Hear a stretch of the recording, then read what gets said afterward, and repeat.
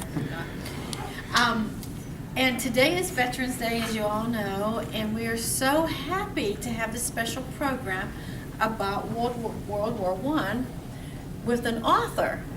I feel very lucky. I want to thank Caroline Horgan because you brought the subject to mind, and because you work at the LaRoche Library also. This book is Pittsburgh in World War I, Arsenal of the Allies. And we are very proud and happy to have the archivist of LaRoche College Library, Elizabeth Williams.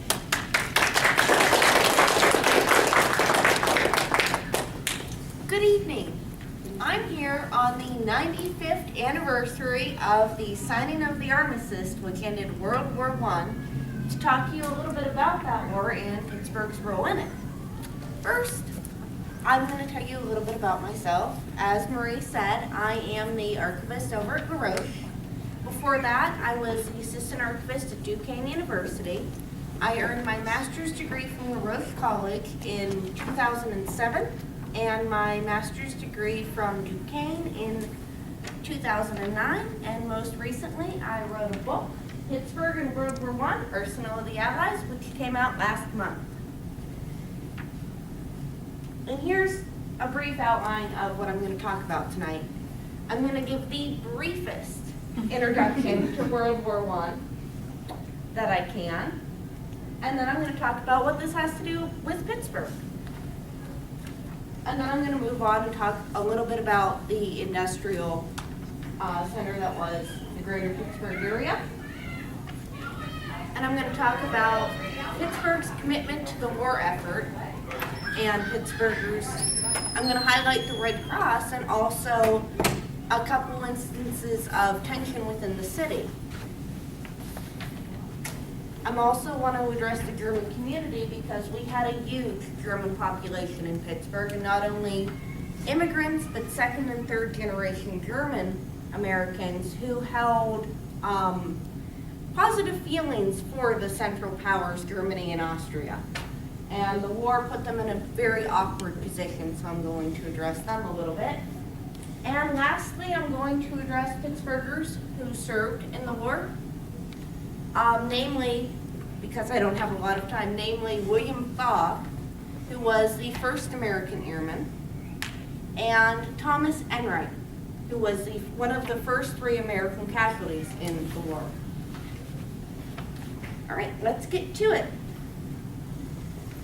Otto von Bismarck, who was the Chancellor of Germany from 1871 to 1890, predicted one day the great European war will come out of some foolish thing in the Balkans. And boy, was he right. As most of you know, the war was kicked off in the summer of 1914 when the Archduke Ferdinand, the heir to the throne of the Austro-Hungarian Empire, and his wife Sophie were assassinated in Sarajevo by Serbian nationalists. What should have been a regionalized conflict because of secret alliances throughout the continent soon led practically the entire continent of Europe into war. America, for its part, wanted to remain neutral. Neutrality probably was never feasible for a number of reasons. For example, almost from the beginning of the war, from December of 1914, America was economically tied with the Allies, with England and France and Russia. But because the Allies came to America for war materials. But what does this have to do with Pittsburgh? In 1910, we were the 8th largest city in the United States, which is kind of hard to believe now. In 1912, we were already producing 36% of America's steel. And remember when I said in December of 1914, the Allies started coming to America for war materials? The first American company that they approached was Westinghouse. And the British government wanted 3 million shells. Now, Westinghouse wasn't a munitions company. They had no idea how to make these shells.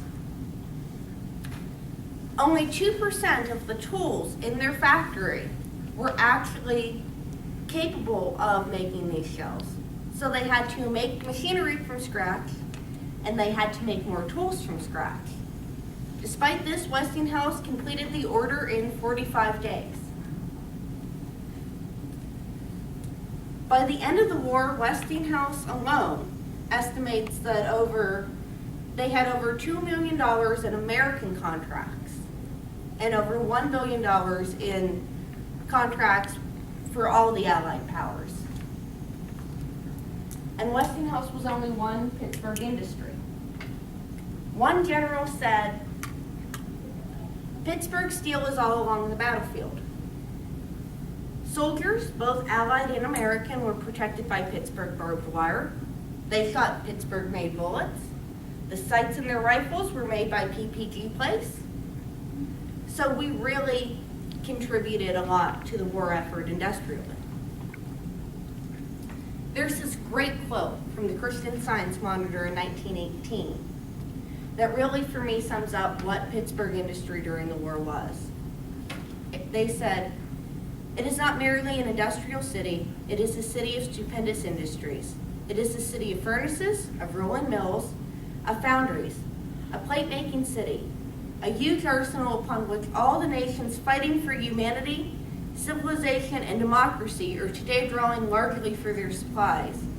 And Pittsburgh is one of the numerous things which the High Command of Germany overlooked when it set the world on fire." And I like that quote for another reason. I really like the language in that quote, which of course brings me to my next point. Pittsburghers at war. I love it when they say, "A huge arsenal upon which all the nations fighting for humanity, civilization, and democracy are today drawing largely for their supplies." Because in 1917, in America, we honestly believed, in Pittsburgh, a good portion of the people believed that we were fighting for democracy and for civilization, as personified by England, France, and then later the United States once we entered the war. And we were fighting what the press characterized and government propaganda characterized as barbarian Huns, which meant that nothing but 100% Americanism was tolerated in the city. A few days before the President of the United States, Woodrow Wilson, went to Congress to ask him to declare war on Germany, Pittsburgh held a meeting downtown. It was attended by 10,000 people, the Pittsburgh Press estimates. To kick off the meeting, soldiers from every war marched shoulder to shoulder in unity, and they marched with new recruits. Various speeches were given at the meeting. Most said, "We don't know what's coming, but we think it's war. We have to be prepared. We have to stay strong." At the end of the meeting, everyone present swore an oath to this country. They said in one voice, "I recognize clearly that the cherished ideals of liberty and justice in this country and the moral foundations of life itself are threatened with destruction by foreign enemies. And I do voluntarily and wholeheartedly offer the President and the government of the United States my loyal support in this coming crisis." So this really demonstrates that everybody was going to attempt to be a very loyal American, and if you weren't, you were going to be in big trouble.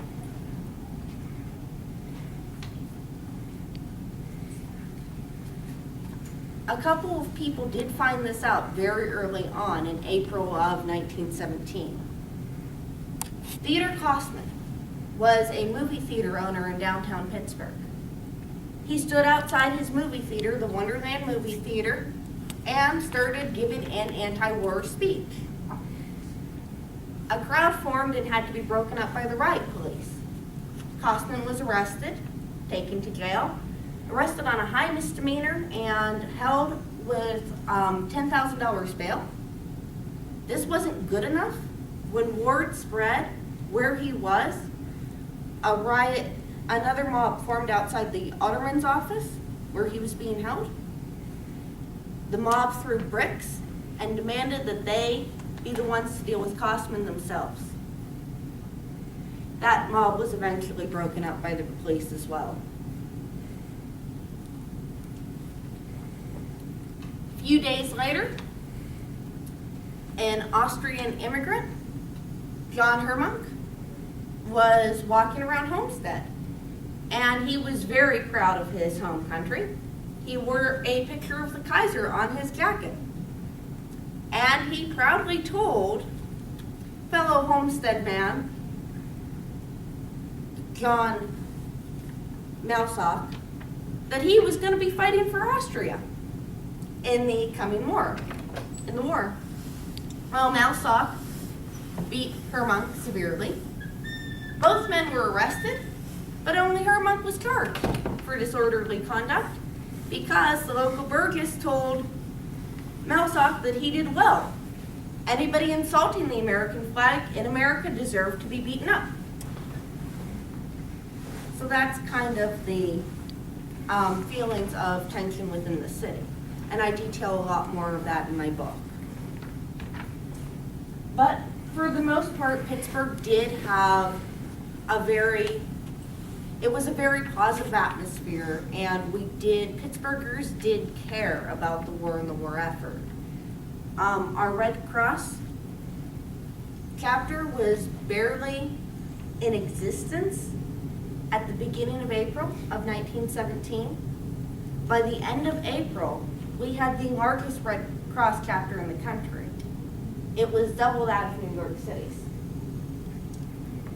And Pittsburgh also tended to exceed the quotas set by the national headquarters, whether it was in money or in goods that we produced, like frontline packets, which was just surgical dressings that we made ourselves here and packaged. So we always exceeded quotas. The Red Cross also made sure to get children involved in their efforts.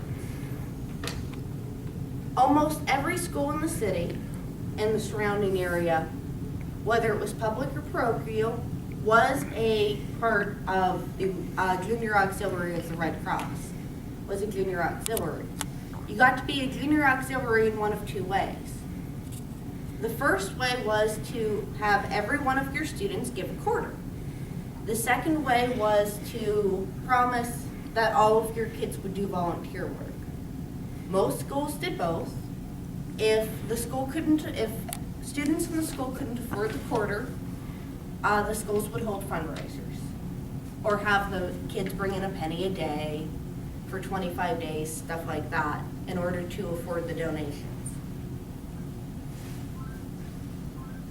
Junior auxiliary members were either put to work making things for the soldiers or for European refugees.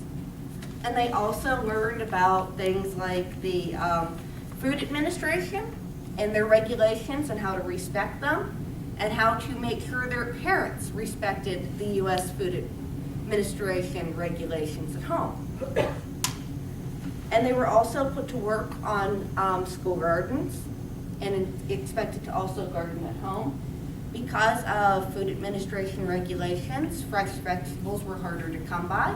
And so at least they got fresh vegetables at school because they grew them themselves.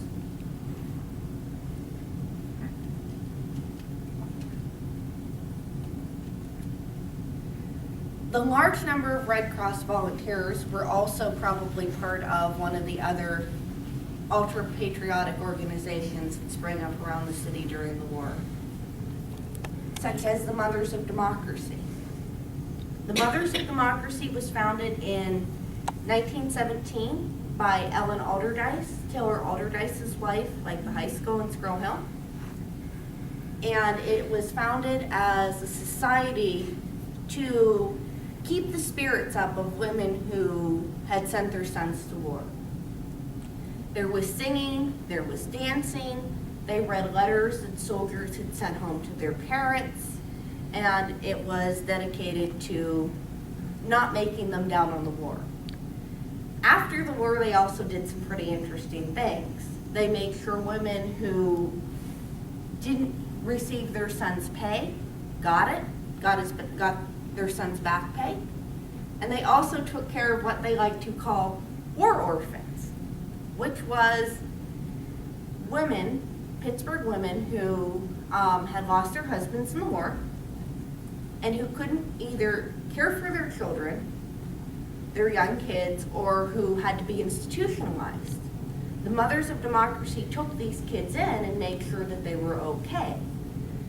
Now, including, as they proudly said, they convinced one rich woman who wanted to adopt a dog to take a kid instead because it's totally the same thing.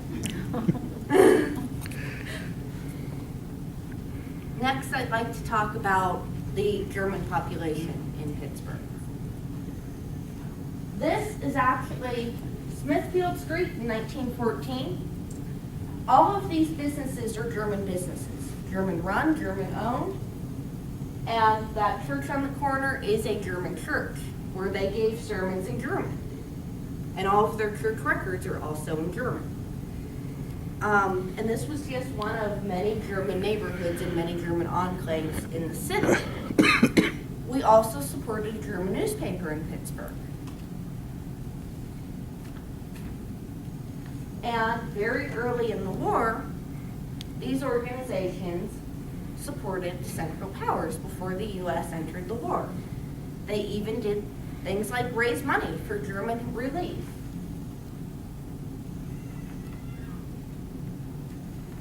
And at the very beginning of the war, that was okay. America wasn't anywhere near being involved. But at a certain point, German-American organizations lost touch with the majority of mainstream America. For example, when the Lusitania, British passenger liner, when that was sunk by a German U-boat, when it was torpedoed, the mainstream press was horrified because Americans were on board and Americans died. The Pittsburgh's German newspaper covered that instead by praising German military prowess. Their point was, the Americans should have known not to get on a British ship when they were at war with Germany. When England and Germany were at war, the German government did post notices. The German newspaper in Pittsburgh also made the point that the Lusitania was carrying munitions from America to England, making it a fair target, which ended up being true. But the mainstream American newspapers weren't going to see it that way when their countrymen were dead. And so they really started to lose touch because the Lusitania was one of the things that pushed American neutrality and tested it and pushed us closer to war. Eventually, the German newspapers in Pittsburgh did see the writing on the wall. That same newspaper by 1917 was publishing articles that said, "Silence is golden" was the title. And it said, "If you keep quiet, nobody can tell you're not a loyal American. Keep your opinions to yourself, it's not safe. Nobody can harass you if you keep quiet." That's not to say that a lot of Germans didn't support America once we entered the war. Most did. German-American communities and German-American businesses and fraternal unions raised more money for the American war effort through Liberty loans and Liberty bonds than they ever did for German Austro-Hungarian relief, The German church that I pictured earlier had a Red Cross auxiliary. So they did really come together and support America once we entered the war. Before we entered the war, they were very pro-German. Lastly, I want to talk about some of the servicemen. 60,000 men from Allegheny County entered various branches of the service during World War I. Over 1,500 of them did not come home. I want to talk about, and this is on your left, you'll see a parade of soldiers before they left. And on your right, this was the crowd that gathered at the train station to say goodbye to the first round of American soldiers from Pittsburgh that left in November of 1917. And I'm going to talk about two of the men that served. William Thaw was born to a very wealthy, very well-known Pittsburgh family. And by the time the war broke out, he was already a pilot. He had gotten his license, and he had convinced his dad to buy him a plane when he dropped out of college.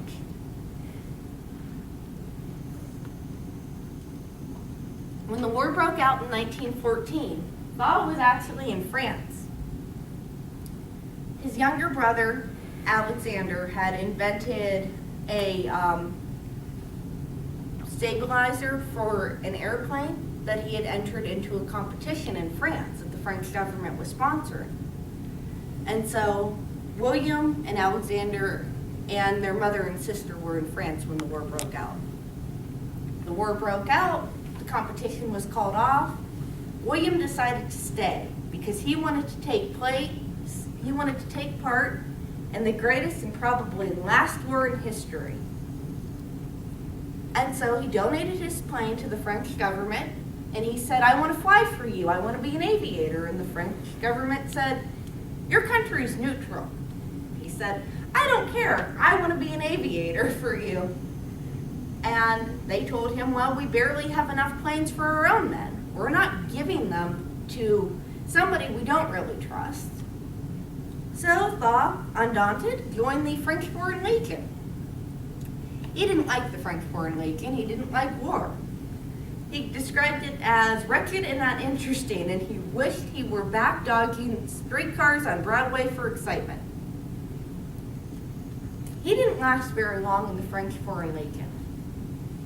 In December of 1914, he managed to talk his way. He found an acquaintance of his who was a French general, and he managed to talk his way into the French aviation service. And he was clearly a very good pilot. So much so that he would earn the nickname the American Eagle.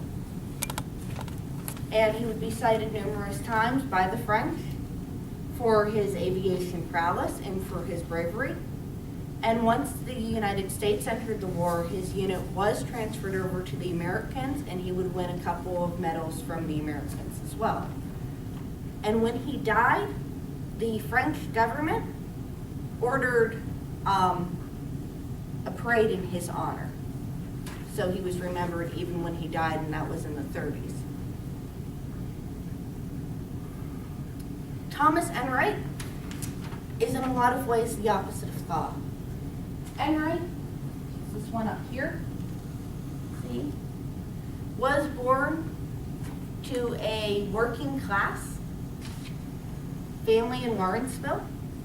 His parents were Irish immigrants.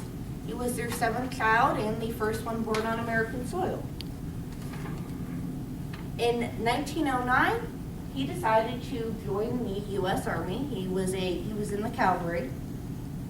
And in 1916, he decided to re-up his service, and he enlisted in the 16th Infantry Company F.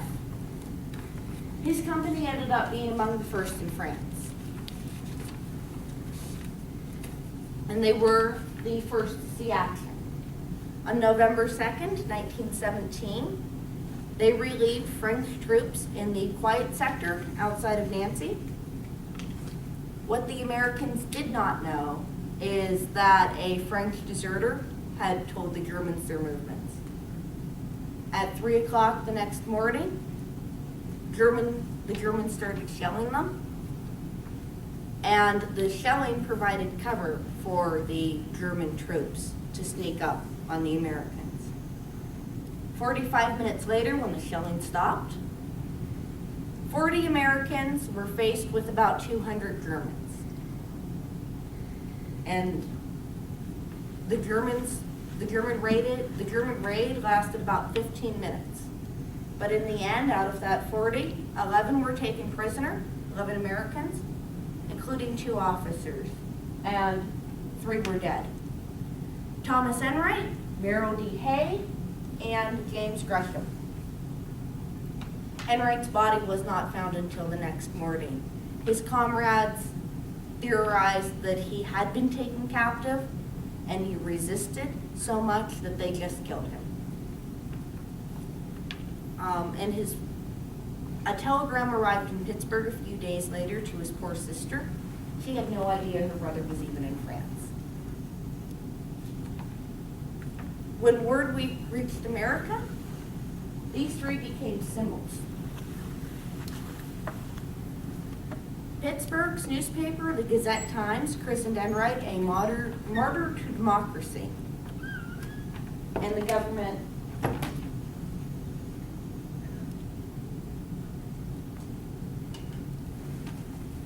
praised them.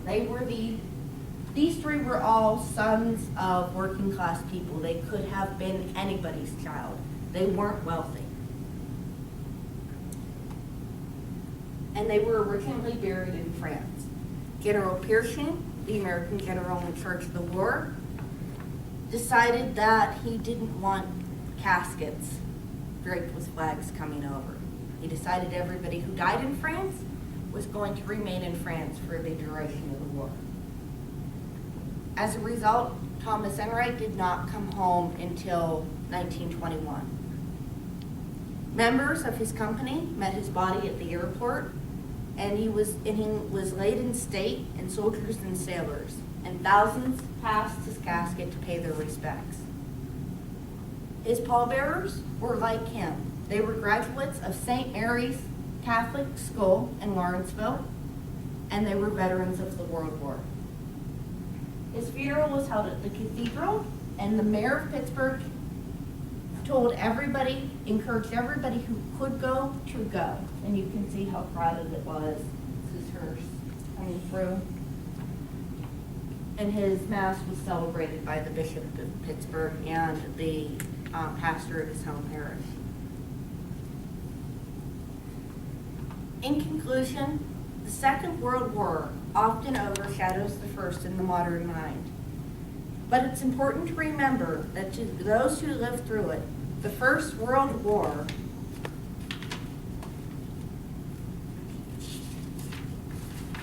was the Great War. People in every country sacrificed so much for the war effort. They sent their loved ones to the meat grinder that was the war zone. Over 1,500 men from Allegheny County did not return. And when the armistice was announced, uncontrolled joy filled the city as people flooded the streets. And this is scenes from the day the armistice was announced. And people thanked God that their war was finally over. They had such a deep personal connection to it. Hindsight is 20/20, and these people didn't know that the Great Depression loomed. They didn't know that in 20 years Europe would be engulfed in another war and that Pittsburgh would once again be called upon to be the Allies' arsenal. All they knew that the war, which defined a generation around the world, was finally over. And it's important for us to remember and commemorate that today. Thank you.